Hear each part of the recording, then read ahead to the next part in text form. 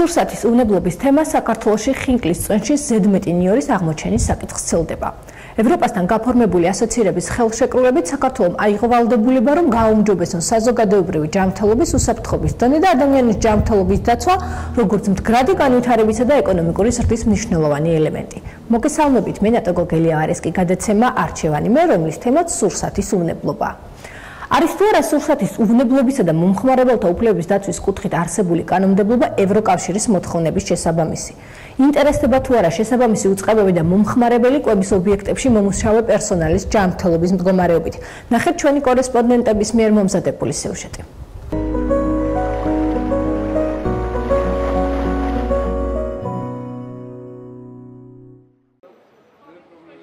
საზოგადოებრივი კვების ობიექტებს ყოველდღიურად ათასობით ადამიანი აკითხავს, თუმცა სურსათის ზედაპირული დათვალიერების გარდა, რასაც მომხმარებელი პროდუქტის შეძენისას აკვირდება, არავინ კითხულობს, ჯანმრთელია თუ არა მომსახურე პერსონალი, რომელიც ამ პროდუქტს ხელით ეხება.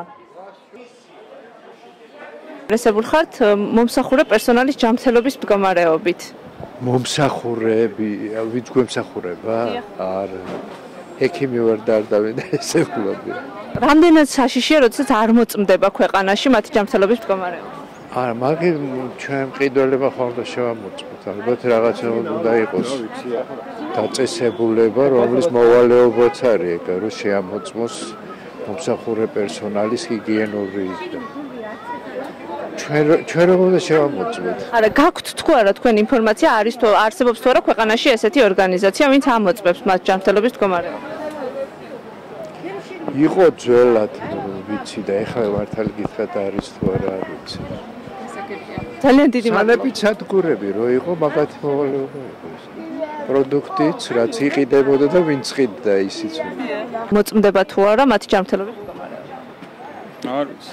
მთლიანად ყოფილი ნამდვილად არა ვარ, მაგრამ სადაც ეს სპეციალური ხორცის გამყიდველები არიან, იქ მეტნაკლებად არის ნორმის ფარგლებში. მაგრამ ზოგიერთ ადგილებში, სადაც ესე იგი ეს ბაზრის არც ვეტექიმი და არც არავინ არ აკონტროლებს, იქ ნამდვილად ძალიან ის არის არ არის სანიტარული ნორმები დაცული. გასაგებია, თვითონ მომსახურე პერსონალის ჯანმრთელობის მდგომარეობით თუ დაინტერესებული? მაგას ვეც შეეკითხები, აბა თქვენ რომ შეგეკითხოს ვინმე ან ცნობა მოგთხოვოს, ეს ხო შეუძლებელია. უნდა მოწმდებოდეს თუ არა? იქნებ ხელზე რამე აქვს დაავადება, რაც შეიძლება იმ ხორცს ხელის მოკიდვა. შემოწმებას ძალიან კარგი იქნება, მაგრამ ამის მიღწევა როგორ შეიძლება არ ვიცი. ევროპაში მე მგონი არის ასეთი რაღაცა და ჩვენთან დაჟე გამყიდველის კი არა, რასაც ყიდის იმის საბუთიც არ აქვს, რომ ჯანმრთელია თუ არა. სურსათის უნებლობისა და მომხმარებელთა უფლებების დაცვის კუთხით არსებული კანონმდებლობა ევროკავშირის მოთხოვნების შესაბამისი არ არის. რეგულაციები, რომელსაც კანონმდებლობა აწესებს, მომხმარებელთა უფლებების დაცვას საერთოდ ვერ უზრუნველყოფს. სახელმწიფო კონტროლი გაჩერებული იყო 2006-დან 2010 წლამდე საერთოდ არავინ არ კონტროლებდა სურსათის უნებლობას. რაც შეეხება მომხმარებლის უფლებების დაცვას, რასაც ვეძახით, ანუ მომხმარებლის დაცვას მოტყუებისგან და შეცდომაში შეყვანისგან, ეს კანონი ინიცირებულია უკვე შარშან პარლამენტში პირველი მოსმენით მიიღეს ახლა მარტში. იმედი გვაქვს, რომ ამ საპარლამენტო სესიის განმავლობაში ის დამტკიცდება, თუმცა დღესდღეობით, ჯერჯერობით ფაქტიურად მომხმარებელი, აბსოლუტურად ქართველი მომხმარებელი დაუცველია შეცდომაში შეყვანისგან და მოტყუებისგან. სურსათის უნებლობის კონტროლს ქვეყანაში სურსათის ეროვნული სააგენტო ახორციელებს. ეს უწყება ავალდებული საწარმოებში ჰიგიენისა და მომსახურე პერსონალის ჯანმრთელობის მდგომარეობის კონტროლზეც. როგორც გეგმურდა, ასევე არ გეგმური ინსპექტორებისას გაცემული რეკომენდაციების რაოდენობა, რომელიც დაკავშირებულია პერსონალის ჯანმრთელობის მდგომარეობის კონტროლთან დაკავშირებით, ეს 1900-ს შეადგენს, 1900-ზე ცოტა მეტი არის. ის არასრულებს ვინც ოპერატორი ამიტდება 400 ლარი არქეულ განმეორებით უკვე 1200 ლარამდე იზრდება. მომხმარებელთა უფლებების დაცვის გასაუმჯობესებლად გასული წლის ზაფხულიდან პარლამენტი ევროინტეგრაციის კომიტეტის ინიცირებულ კანონპროექტს განიხილავს. კანონპროექტი პირველი მოსმენით მიღებულია, თუმცა კანონად ქცევამდე კიდევ ორი მოსმენაა სავალდებულო. და ეს იყო, ესე იგი, ეს არის ფაქტიურად იყო აბსოლუტურად შეურაცხყოფილი მომხმარებელი, როგორც ადამიანი და მისი უფლებები. და აი ამ კანონის მიღებით ჩვენ ვეწერებით იმ მთლიან ევროპულ სივრცეში, სადაც ადამიანი როგორც მომხმარებელი არის დაცული. კანონპროექტის ინიციატორები იმედოვნებენ, რომ კანონის მიღება საგაზაფხულო სესიის დასრულებამდე მოესწრება.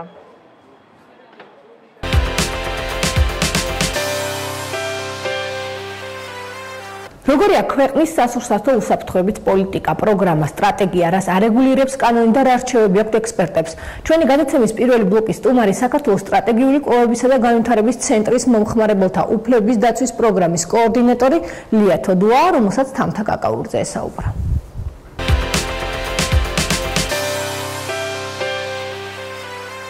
არსებული კანონპროექტი, რომელიც არის ინიცირებული უკვე, რამდენად არის სრულყოფილი, რადგან ძალიან ბევრი შენიშვნა არის ამ კანონპროექტთან დაკავშირებით, მათ შორის დარგობრივი ეკონომიკის კომიტეტს ჰქონდა შენიშვნები, ასევე სხვადასხვა კომიტეტებს ჰქონდათ ესეთი შენიშვნები, რამდენად არის სრულყოფილი და რამდენად მოახერხებს მაქსიმალურად მომხმარებლის უფლების დაცვას. ეს კანონპროექტი მომზადდა რაღაც ერთობლივად სხვადასხვა დაინტერესებული მხარეების მიერ.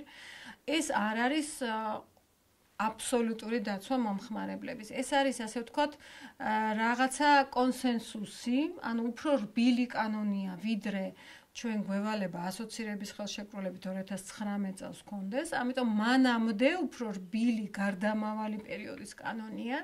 მაგალითად, ეს კანონი არ ითვალისწინებს იმას, რომ მომხმარებლის უფლებების დაცვაზე, მაშინვე დარღვევაზე, მაშინვე დაჯარიმდეს მეწარმე. ჯარიმებს არ ითვალისწინებს.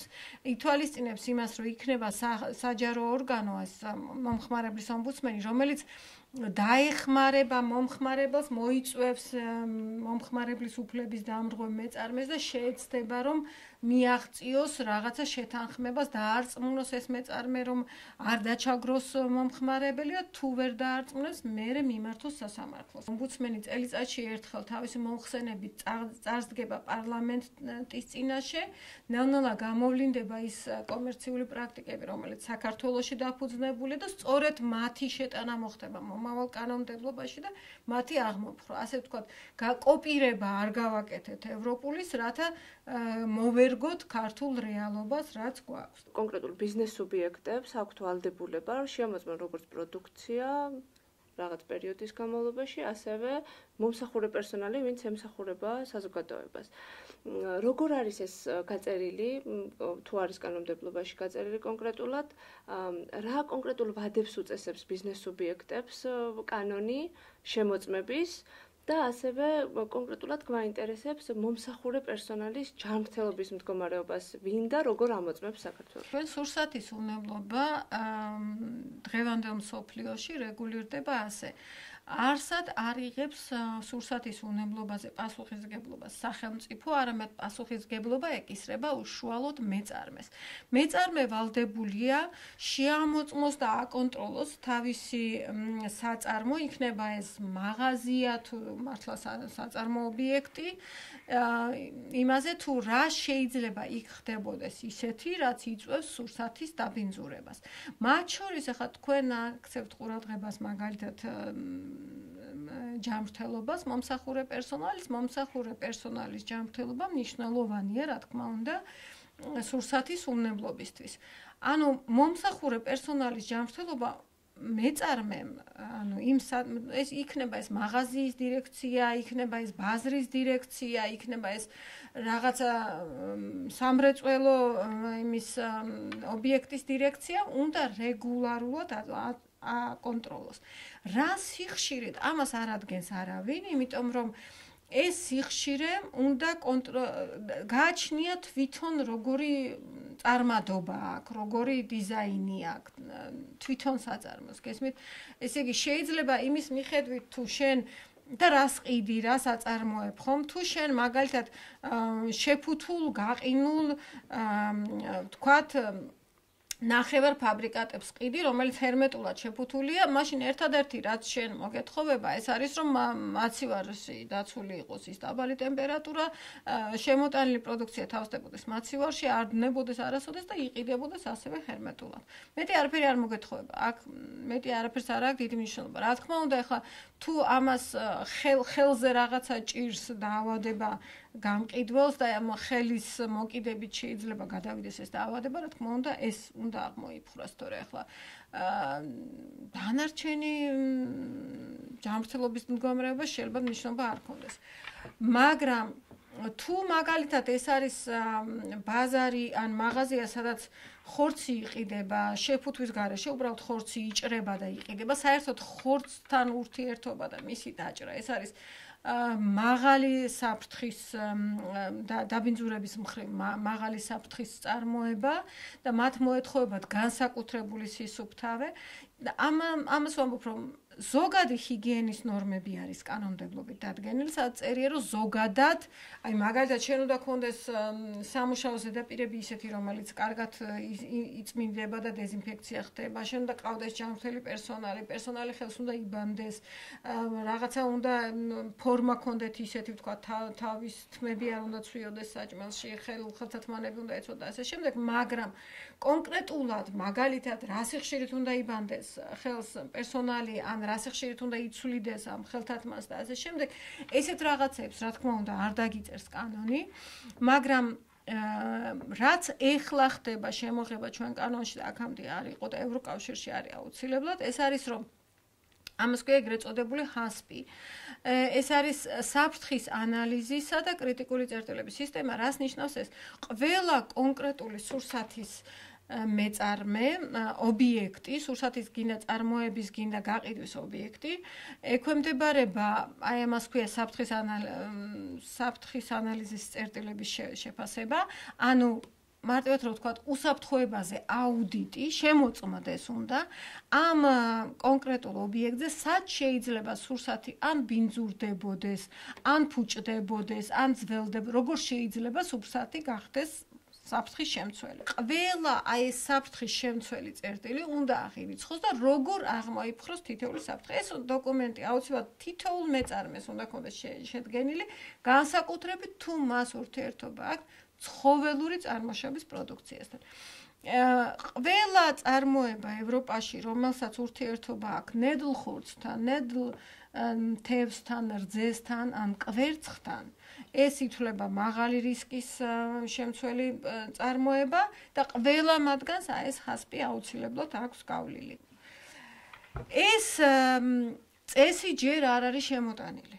ანუ ჯერ მოქმედებს რაღაცა ზოგადი ჰიგიენის წესები, რომელიც პრინციპში იმდენად ზოგადია, რომ სანამ ინსპექტორი არ მივადა, არ დაუკონკრეტებს, რომ აი მაგალითად ასეთ ზედაპირის მაგიდაზე არ შეიძლება საჭმლის კეთება, იმიტომ რომ ეს არის ფოროვანი და შეისრუტავს რაღაცებს და არ ხდება მისი სათამაშო დეზინფექცია და მაშინ ის ეკითხება რითი უნდა შევცვალო და ინსპექტორი ეუბნება ამითი ან ამითი. აი ასეთ ფაქტურად ინსპექტორები უსრულებენ აი ამ აუდიტის როლს. ეხლა შეიტანეს კანონმდებლობაში, ყოველ შემთხვევაში წარდგენილი იყო, უნდა შევამოწმო უკვე მიიღეს თუ არა, ის წესი რომ ეტაპობრივად ყველა მეწარმე იქნება ვალდებული რომ HACCP ქონდეს, ჯერჯერობით საქართველოს კანონმდებლობით მხოლოდ რძის მწარმოებლებს და სასაკლაოებს ქონდათ HACCP-ის ქონის ვალდებულება, უნდა გავრცელდეს ყველა მეწარმეზე, რომელსაც ცხოველურ სურსათთან აქვს ურთიერთობა, თუმცა ეს ალბათ ეტაპობრივად შემოვა, იმის მიხედვით ჯემსხვილები, მერეწურილები. ანუ რეალურად სააგენტოს მოცული აქვს სადღაც 5-6 მეწარმე, მეტი არა. ვერ მიდის იმის იქით და არა და იცის რომ რეგისტრირებულია 100 და მეტი. მეორეა რომ რა თქმა უნდა იმ 100,000 და მეტი ამას ვამბობ. ყოველ წელს ახალი 5,000 რო შეამოწმო, მაინც 20 წელი გინდა რომ ბოლოში გახვიდე ყველასთან მიხვიდე. მაღაზიებმა, კაფეებმა, რესტორნებმა იციან რომ მათთან შეიძლება არასოდეს არ მივიდნენ საერთოდ. ამიტომ უფრო ზერელეთ უდგებიან და ესე არ უნდა იყოს. რა თქმა უნდა, 5 წელიწადში ერთხელ მაინც ყველგან უნდა შედიოდე, ანუ მასშტაბები არის სერიოზულად გასასწრელი. გარდა ამისა, იქ სადაც ვერ შედიხარ, იქ საგანმანათლებლო საქმიანობა მაინც უნდა იყოს. აი, რამდენი მეწარმეა, რომელსაც აქვს სურვილი რომ დაიცვას კანონი, მაგრამ ელემენტარულად არ იცის როგორ გააკეთოს ეს, იმიტომ რომ ეს ჰიგიენის მოთხოვნები არის ზოგადი, დაკონკრეტება სანამ ინსპექტორი არ მოვა, ფაქტურად შეუძლებელი. არავინ არ შეასრულებს თუ არ იქნა დასჯა, ხო? და ეს დასჯა უნდა იყოს ადეკვატური. ანუ ადეკვატური იმას ნიშნავს, რომ არავის არ უნდა მოუნდეს ამის დარღვევა. თუ ყავს მეწარმე, რომელსაც უფრო იაფი უჯდება დარღვევა ვიდრე დაცვა, ეს ნიშნავს, რომ შენი ჯარიმების სისტემა არ მუშაობს.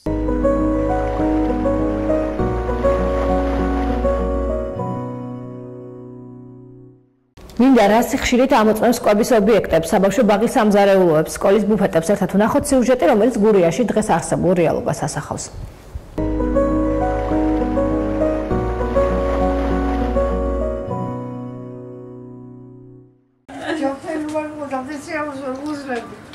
სურსათის უნებლობა, რომელიც ევროკავშირის ერთ-ერთი ძირითადი მოთხოვნაა, კომპონენტების მთელ ჯაჭვს მოიცავს. პირველადი წარმოება, დამუშავება, განაწილება, მომზადება, მიწოდება. სურსათისა და ჯანსაღი კვების ეროვნული სტრატეგიის დოკუმენტში აღნიშნულია, რომ კვებასთან დაკავშირებული დაავადებების მზარდი ტენდენცია სადღეისოდ საზოგადოებრივი ჯანდაცვის უდიდეს პრობლემას წარმოადგენს და საკვების მიერ გამოწვეული დაავადებები სულ უფრო მეტი ადამიანის გარდაცვალების მიზეზი ხდება. საქართველოში არავინ ამოწმებს იმ ადამიანების ჯანმრთელობის მდგომარეობას, რომლებსაც საკვებზე ყოველდღიური შეხება უწევთ. როგორ? ერთი შეკითხვა. ძალიან. ანუ სამედიცინო შემთხვევა თუ გაქვთ გავლილი, რაღაც? არა. იცი, ეხლა უკვე ჩვენ აღარ გვავალებენ. იყო დრო რო კი მაგი ჩვენ წინა გიქონდათ ესწავლათ მაგის, მაგრამ ეხლა ამ წუთში არ გვავალებენ.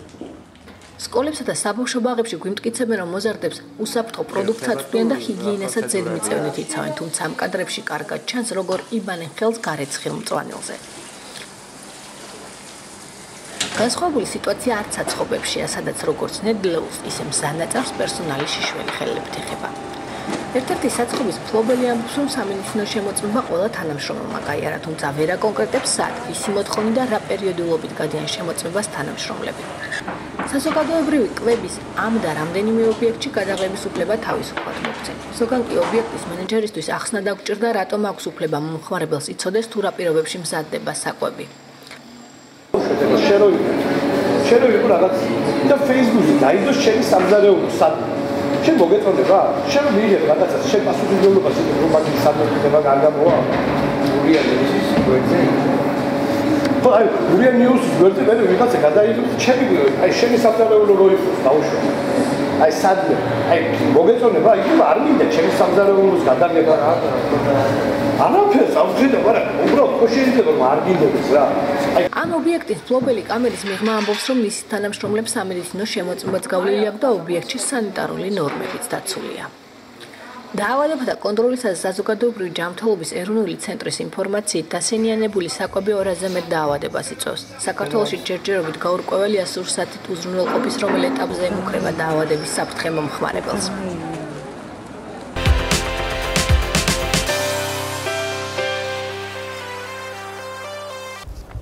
სურსათის უნებლობისა და ხარისხის სფეროში სახელმწიფო პოლიტიკა საქართველოს სოფლის მეურნეობის სამინისტრო განსაზღვრავს, ხოლო სფეროს ზედამხედველობას, მონიტორინგსა და სახელმწიფო კონტროლს ახორციელებს სამინისტროს დაქვემდებარებული სურსათის ეროვნული სააგენტო.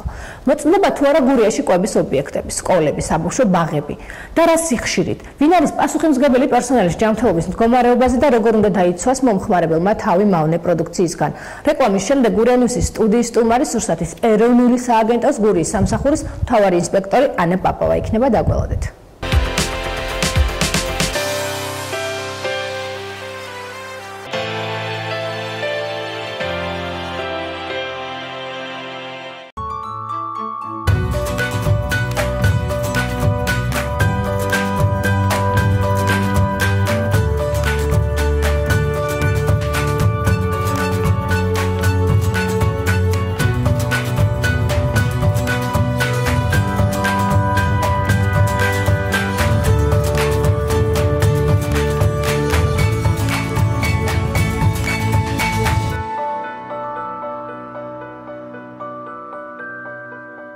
ჩაისუნთქებ წიგნიერი ჟანგბადი, ივლიტას ბიბლიოთეკა.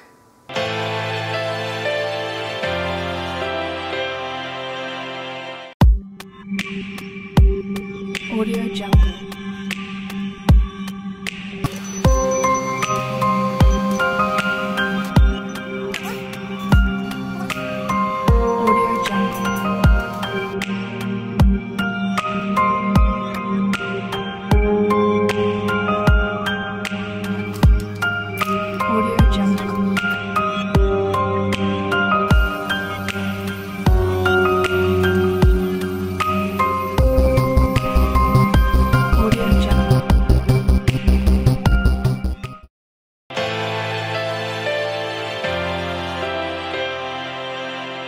ჩვენ ისევ ეთერში ვართ, ჩვენი გადაცემის სტუმარია ქალბატონი ანა პაპავა, მოგესალმებით ქალბატონო ანა, დიდი მადლობა გადაცემაში სტუმრობისთვის. მადლობა მოწვევის. ჩვენი მთავარი თემა არის სურსათის უნებლობა, უფრო დავკონკრეტით და ავიღეთ აქცენტი კვების ობიექტებში მომუშავე პერსონალის ჯანმრთელობის მდგომარეობაზე და პირველი შეკითხვაც ბუნებრივია, მექნება ამ კუთხიდან გამომდინარე, ხდება თუ არა ამ ადამიანების სამედიცინო შემოწმება? მოგესალმებით. ჩვენი მომხმარებლის ინტერესებიდან გამომდინარე, მინდა მოგახსენოთ, რომ ჩვენი სამმართველო მრავალმხრივ ღონისძიებებს ატარებს სურსათის უმნებლობის მხრივ. საბავშვო ბაღებში, სკოლის ბუფეტებში და ზოგადად ყველანაირი სახის კვების ობიექტებში. რა თქმა უნდა, სამზარეულოში მომუშავე პერსონალის ჯანმრთელობის მდგომარეობის შემოწმება ხდება და ხდება ყოველდღიური აღრიცხვა პერსონალის ჯანმრთელობის მდგომარეობის. რისთვისაც შემუშავებული გვაქვს სპეციალური ფორმები, რომელიც მიწოდებული აქვთ ყველა კვების ობიექტს, სადაც თუ ყავთ ექთანი, შემთხვევაში ამას ახორციელებს, რა თქმა უნდა, ექთანი, თუ არა და ვინმე პასუხისმგებელი პირი საწარმოს. საწარმოო პროცესის მსვლელობის დროს არანაირად არ უნდა დააიშვებოდეს რაღაც ინფექციური დაავადებების მატარებელი. კონკრეტულად რაზე მოწმდება? გარეგნული დათვალიერება მოწმდება ყოველდღიურად, რო გითხრათ, ჩირქოვანი გამონაყარი, რაღაც ჭრილობები, ცემინება, ცხვირიდან გამონადენი ცხვირხახა თავისუფალი უნდა იყოს და ესეთი სახით მოწმდება ყოველდღიურად. თუმცა ჩვენ სიუჟეტიც მოვამზადეთ და ძალიან ბევრ ობიექტში ვიყავით, მისული, მათ შორის საბავშვო ბაღებში, სკოლის ბუფეტებში, კონკრეტულად ვთქვათ, პურის საცხობებში, კაფე-ბარებში და ასე შემდეგ და არსად არ უთქვამთ, რომ მსგავსი შემოწმება ხდება, უფრო მეტიც გითხრეს, რომ ეს იყო წლების წინ, როდესაც არსებობდა რაღაც სპეციალური წიგნაკი, კი, არსებობდა მახსოვს მე სანიტარული წიგნაკი. რამდენად იყო მაგის საჭიროება და დღეს რატომ არ არის? საჭიროება ეხლა საბავშვო ბაღის მზარეულებს მინდა გითხრა, მაინც ჩვენი მოთხოვნის მიუხედავად ფორმაასი ყველა საბავშვო ბაღში დაგვხვდა მზარეულის. სულ ეხლა ხან განვახორციელებს მზარეულები, რომლებიც უარყოფენ და ხო უარყოფენ და თან უარყოფენ, მაგრამ აქვთ ფორმაასი ყველას მინდა გითხრა, სადაც ქრონიკული დაავადებები ფიქსირდება, რომ რაღაც სტაფილოკოკური ინფექციების და ქონიათ შემთხვევა ამის გამო ვინმე თქვა სამსახურიდან წასულა ან ჩემს მუშაობის პერიოდში არა ნამდვილად. და ისეთი იქაც ცხრილები შევსებული მხდება და იქაც რომელიმე დღე ვთქვათ გამოთავისუფლებული იყოს, არა ყველგან ჯანმრთელია. არის იმის დასაშვებობა, რომ ამ ფორმას, რომელსაც თქვენ ტოვებთ, ვიღაცა თვითნებურად შეავსოს და ეს არ იყოს ზუსტად ვთქვათ პასუხისმგებლობაზე ყველა ფორმის ბოლოში ხელს აწერს პასუხისმგებელი პირი თვითნებურად ვერანაირად გადამოწმებას ახდენთ შემდეგ. გადამოწმებას ვახდენთ შემდეგ გადამოწმების პერიოდში, როცა გვიწევს უკვე გეგმიური ინსპექტორების გადამოწმება რაღაც გარკვეული ვადის გასვლის შემდეგ, რომელსაც ანუ როგორ ამოწმებთ? ძალიან საინტერესოა. თქვათ წერია რომ ჯანმრთელია, თქვათ აქ რაღაც ფორმა 100. უბრალოდ მაგ გადამოწმებით, რომ არის ჯანმრთელი და იმ ცხრილის შევსების მიხედვით და იმ დღის იმას ჩვენ თვითონ ვაკონტროლებთ უკვე, რომელ დღესაც ვართ თუ გეგმიურზე შესული თუ გადამოწმებაზე უკვე ხავთ სპეციალისტი, რომელიც ვთქვათ მოწმება აქვს თუ არა ინფექციური დაავადება.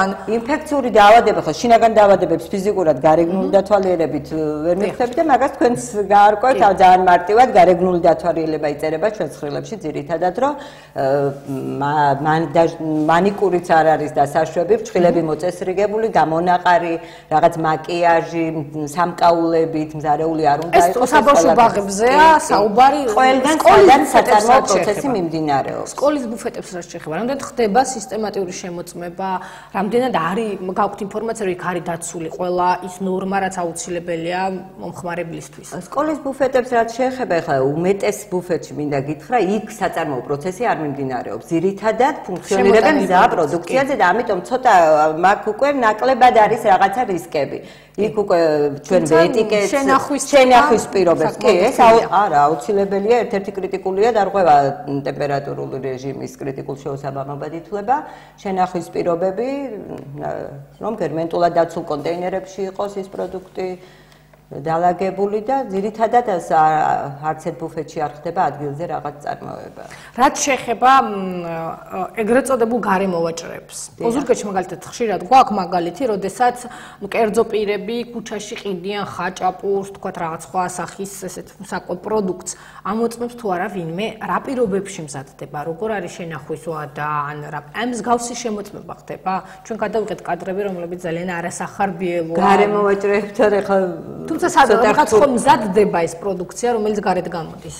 სადღაც მზადდება, მაგრამ მოსალოდნელია ის რაღაც საოჯახო პირობებში თვითონ მისი მომზადებული იყოს და გარემოვაჭრე ქვია, რომელთანაც ჩვენ ვერ ვახორციელებთ სამწუხაროდ ვერანაირ თუ ბიზნეს ოპერატორად არ არის რეგისტრირებული. კანონი არ გიშვებს და შესაბამისად ალბათ მოვა მაგის დროს რომ არ არის შემოწმებული ესე იგი ეს პროდუქცია, რომელიც ბაზარ ეს ქუჩაში გარემოვაჭრესთან არა ნამდვილად შემოწმებული და თუ კი სადმე საცხობია და რაღაც ბიზნეს ოპერატორად რეგისტრირებული ნებისმიერი საწარმო, ყველა შემოწმებული გვაქვს და ჩვენ გურიანის ვებგვერდზე ვატარებდით გამოკითხვას საკმაოდ დიდი ხნის განმავლობაში ხდება თუ არა კვების ობიექტებში მომუშავეთა სამედიცინო შემოწმება.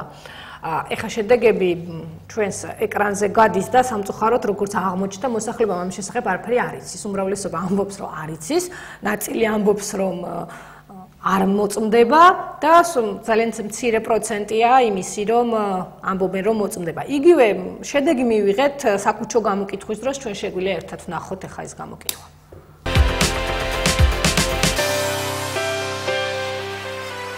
ხდება თუ არა კვების ობიექტებში მომუშავეთა სამედიცინო შემოწმება? ხდება თუ არა კვების ობიექტებში მომუშავეთა სამედიცინო შემოწმება? მე მგონი არა.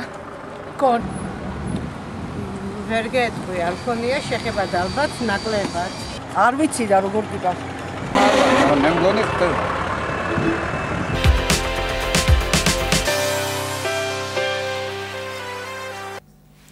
ჩვენ ისევ ეთერში ვართ. ქალბატონო ანა, საინტერესოა კაფე-ბარებთან მიმართებაში რა ხდება და იგივე თქვენ პურის საცხობებთან.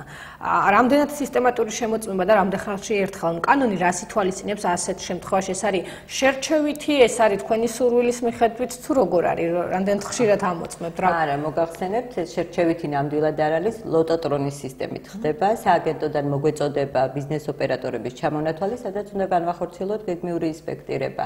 უახლოეს მომავალ ალბათ ჩვენთან ჩაიტვირთება თვითონ აქ ადგილზევე ჩავთათ ლოტოტრონს და მოსალოდნელია ერთი და იგივე ბიზნეს ოპერატორი თვეში შეიძლება ორჯერ მოგვიწევს შესვლა, იმიტომ რომ ლოტოტრონი არ იცი რომელ ბიზნეს ოპერატორს რამდენი ბიზნეს ოპერატორია გურიაში?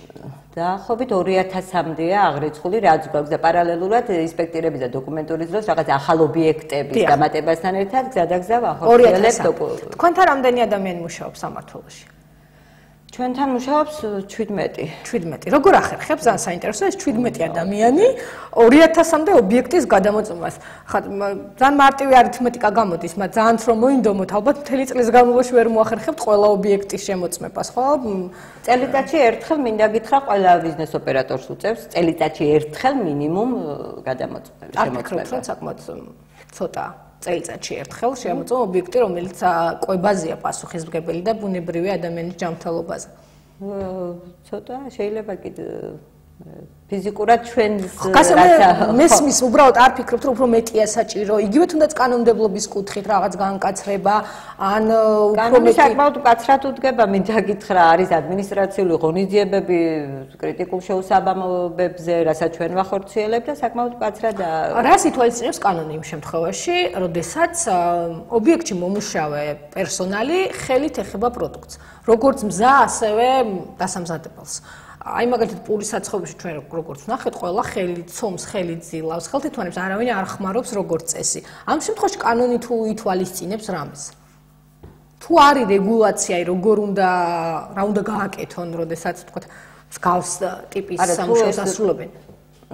ჩვენ ვაძლევთ რეკომენდაციას, რომ ეს მოხდეს ერთჯერადი ხელთათმანების საშუალებით, უშუალოდ ახლა ცომის შეხებისას, თუ კი რაღაც მექანიზმით არ ხდება დამუშავება.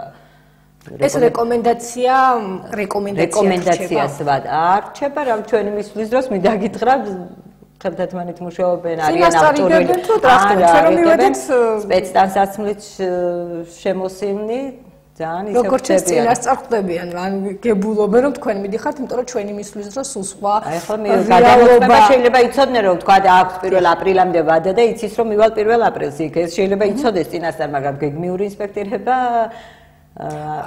ამ კუთხით აი ამ მიმართულებით ჯარიმებზე თუ წასულა რომელიმე ობიექტი თქვენი მხრიდან კი, როგორ არა, რეკომენდაციის შეუსრულებლობაზე წასულა. ხშირია, როცა რეკომენდაციებს არ ასრულებენ. ხშირი რო გითხრა, ესე როგორც ასეთი ძალიან არა, მაგრამ საკმაოდ ხონია რეკომენდაციის შეუსრულებლობა და დაგვიჯარიმება. ცნობილია, რომ დასენიანებული საკვები იწვევს 200-ზე მეტ დაავადებას. რას აკეთებს ეს თქვენი სააგენტო საიტიდან აღებული ინფორმაცია და ამიტომ ზუსტი იქნება დაახლოებით მსოფლიოში ეს ძალიან ცნობილი ამბავია რომ საკვებისგან ძალიან ბევრი ადამიანი კვდება მილიონებზეა საუბარი ეს სტატისტიკა არის ეს შეგვიძლია ეს ციფრები წავიკითხოთ სტრატეგიის დოკუმენტში სურსათის უნებლობის 2015 წელს არის ეს დოკუმენტი მიღებული თქვენი რჩევები როგორია და საინტერესოა რას აკეთებთ უფრო ანუ კონკრეტულ ღონისძიება რა არის თქვენი მხრიდან ის რომ ეს დაავადებები ადამიანებს ყველა ფეხის ნაბიჯზე არ ხვდებოდეს იგივეს ვამბობ კი რეკომენდაციას აძლევთ მაგრამ რეკომენდაციის იქით რა ხდება მივედით ჩვენ დაგვხვდა რომ ვიღაცა შიშველი ხალებით ცომზელს ვიღაცა ხაჭაპურს ყიდის ქუჩაში რომლის წარმოშობა არავინ არ იცის და მე მესმის რომ თქვენ ვერ ამოწმეთ მაგრამ რეკომენდაციის იქით რა ხდება მომხმარებელმა საკუთარი ინტერესიდან გამომდინარე თვითონ დაიზღვიოს ახლა ამ ეტაპზე თავი ქუჩაში რომ ხაჭაპური არ უნდა შეჭამოს ეს ღიად და მიზანშეწონილი არაა რეკომენდაციის იქით